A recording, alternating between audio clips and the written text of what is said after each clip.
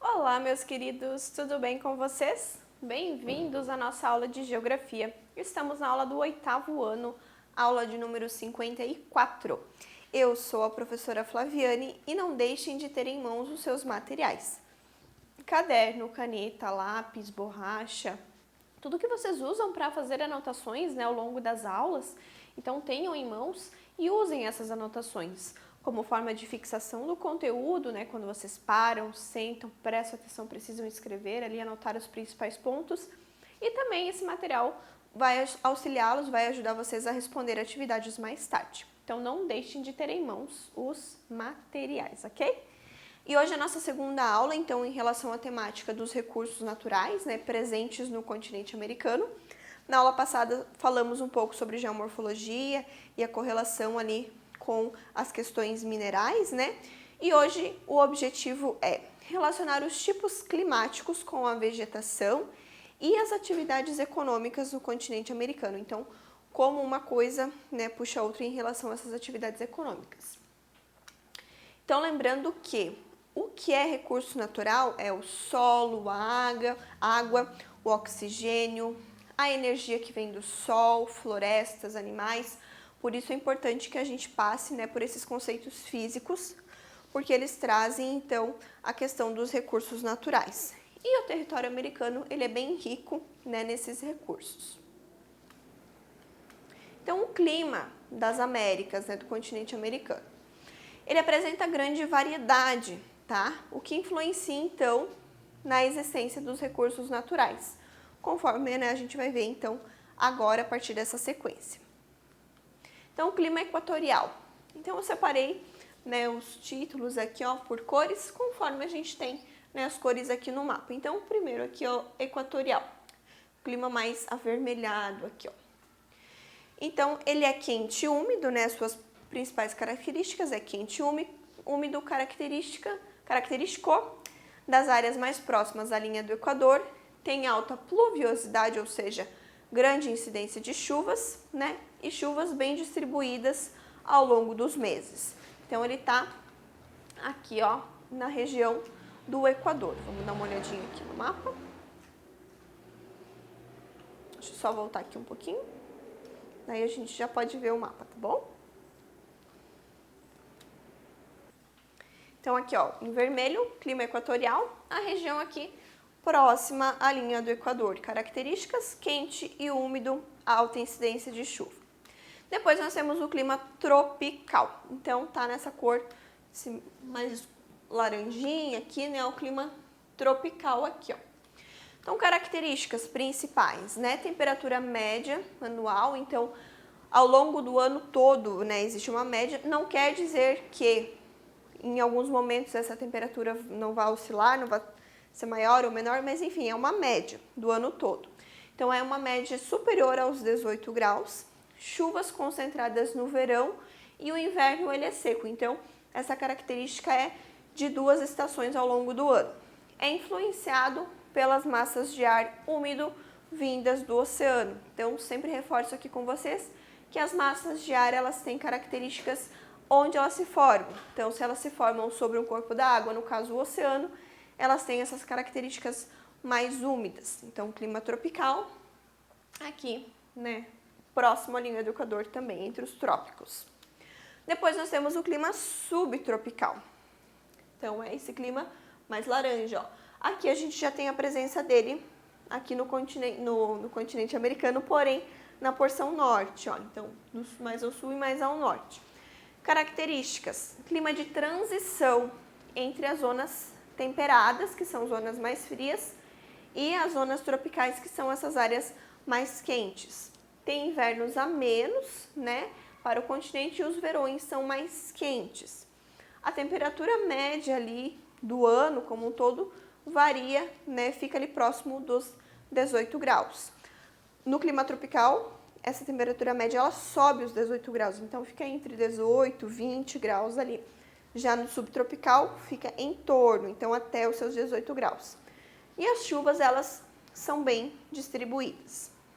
Depois nós temos o clima desértico, então em amarelo.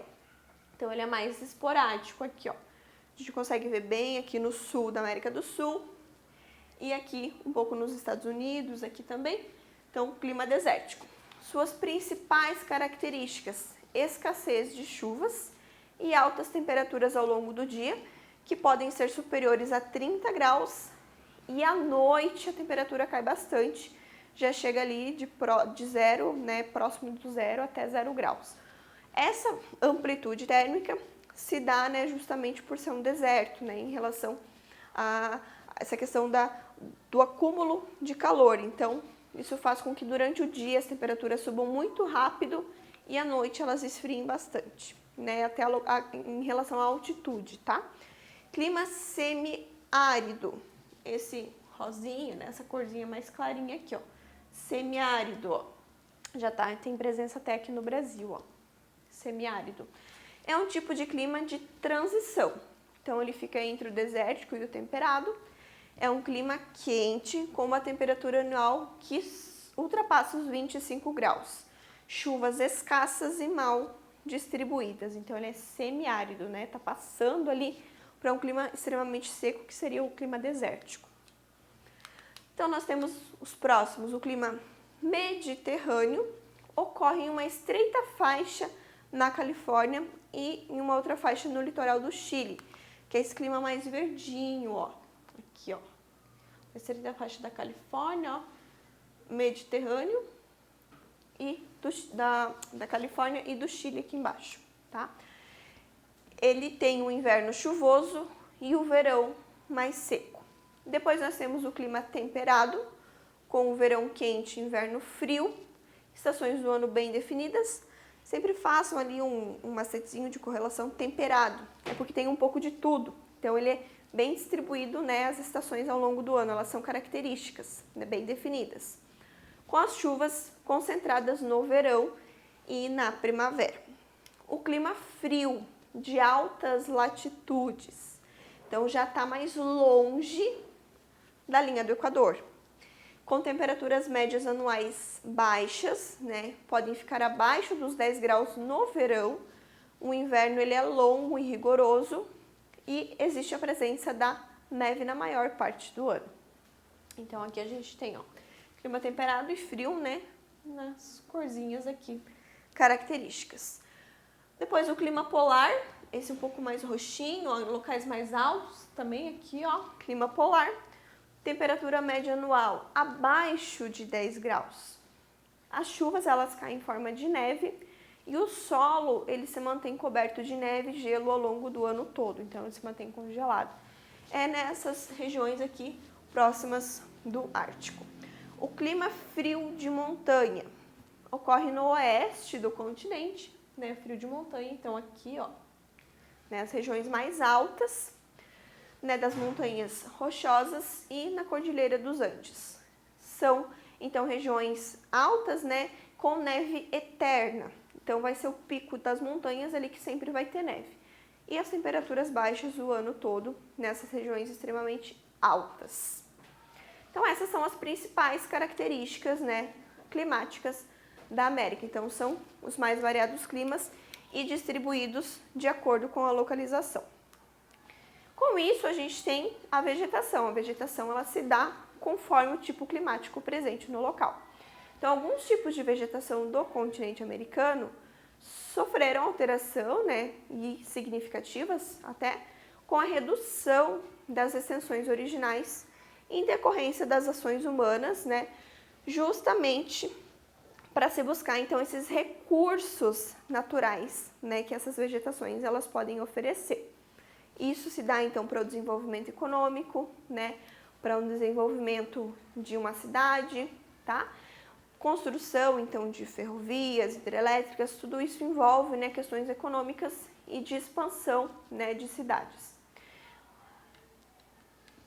Então, aqui a gente tem no mapa os principais tipos de vegetação presentes. Então, as vegetações, elas têm correlação com os climas presentes, né?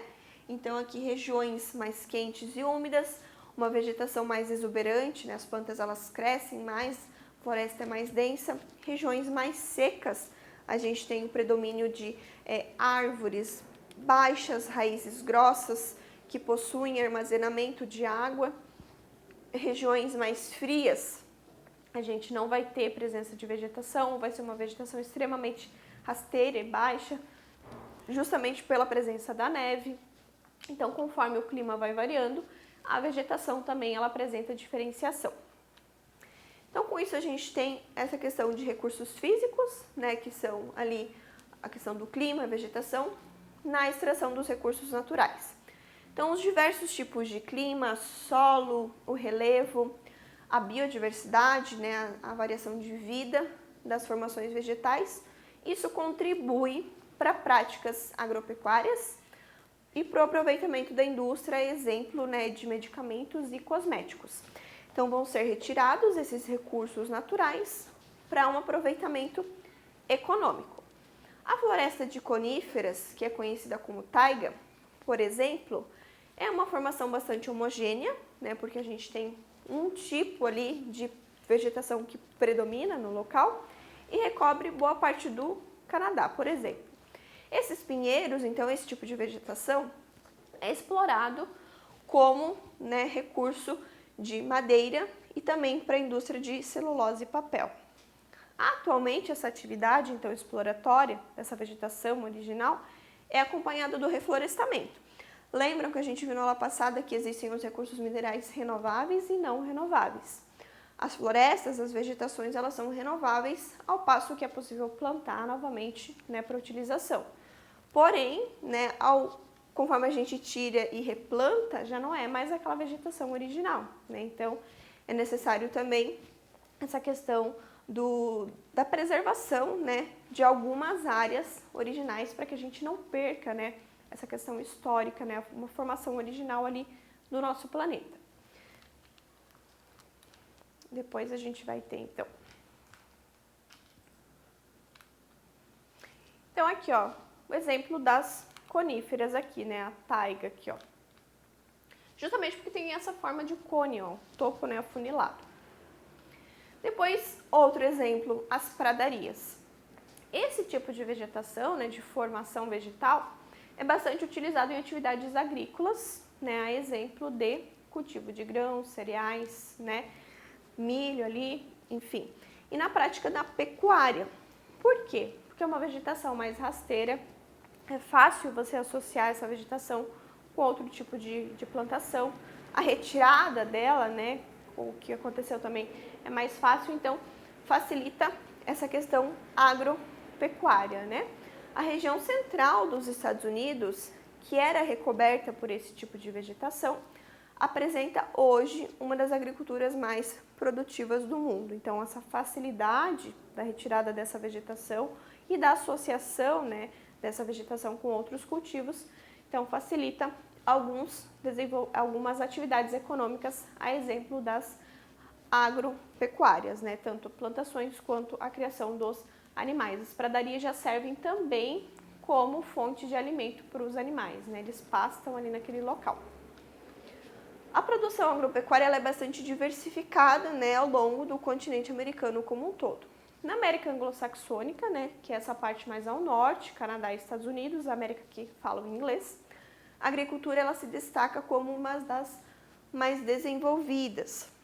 E a gente tem um alto emprego de maquinário nessa produção. Então, isso gera técnicas modernas, né, a exemplo de seleção de sementes, né, se utilizam as melhores sementes para que elas vinguem, né, essa produção ela possa ser aumentada, né, exponencialmente maior.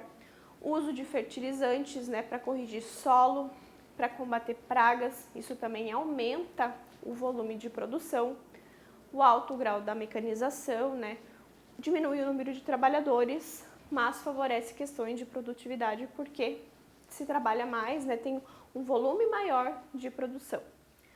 O investimento em tecnologia torna esses países da América anglo-saxã grandes produtores agrícolas, né? E os principais produtos são trigo, soja, centeio, cevada. E esses produtos, eles são consumidos internamente. Então, são países que conseguem atender o seu mercado interno com esse tipo de produção. Aqui a gente vai ter, nesse mapa aqui, ó, os belts, que são os cinturões de produção agrícola dentro aqui dos Estados Unidos, tá? Então, cada cor aqui indica um tipo de produção. A gente tem os green, né, que são os frutas, legumes, cereais. Depois a gente tem o cinturão do leite, tem o do corn, que é do milho, de cana-de-açúcar, laranja. Então, cada região, justamente pelo tipo de solo e clima, você consegue ter um tipo de cultivo diferente, se utiliza, né, dessas questões. Então, aqui, né, os recursos minerais, eles são explorados, os recursos naturais, eles são explorados de acordo com a sua localização e as características físicas. Em vários países da América Latina, então aqui a gente já desce, né? A gente tem, então, uma grande parte da produção agropecuária, ela é voltada para exportação, tá? E praticada em extensas propriedades monocultoras, ou seja, um tipo de cultivo, né, por região ali. E são voltadas à exportação. Diferente do que nós vimos ali na América Anglo-Saxônica, que ela consegue atender o seu mercado interno. Essa estrutura, ela é uma herança colonial, né? E atualmente alguns países, a exemplo da Colômbia, Paraguai, Cuba, Guatemala, ainda têm dependência econômica de exportação, né, dos seus produtos agropecuários e vem a sua economia com base, né, nesse tipo de exportação.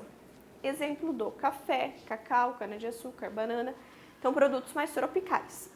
Em geral, produzidos com emprego de técnicas tradicionais, que são mais manuais, só que isso resulta em uma baixa produtividade, né? Em contrapartida com o que nós vimos ali da América Anglo-Saxã, né? Em contrapartida, né, países como Brasil, Argentina, México, Chile já têm o emprego de tecnologia, então isso resulta numa maior produtividade. Haja vista o Brasil, que é um dos maiores produtores agropecuários do mundo, e a gente tem bastante tecnologia. O Brasil, na verdade, foi um dos pioneiros em relação à utilização de maquinário, a melhoramento genético, tá? O Brasil tem a Embrapa. A partir do surgimento da Embrapa, nós tivemos uma revolução agrícola. A nossa agricultura, ela se tornou competitiva e ela se tornou exportadora. Então, aqui, nesse mapa, a gente tem a questão do uso da terra. Então, o que é plantado, o tipo de produção, o tipo de plantação em cada região, aqui os principais tipos de cultura, e isso, né, se deve então ao fato do solo, do clima, da vegetação, tudo isso influencia nesse recurso natural que é utilizado então para essas questões econômicas. Então, por essa aula é isso, pessoal. Não deixem de fazer as atividades relacionadas a essa aula. E revejam, né, a matéria se for preciso, pausem o vídeo, escrevam, né, como eu sempre peço para vocês. Na próxima aula a gente continua falando mais algumas coisas ainda em relação a essa temática. Então nos vemos na próxima aula. Tchau, tchau!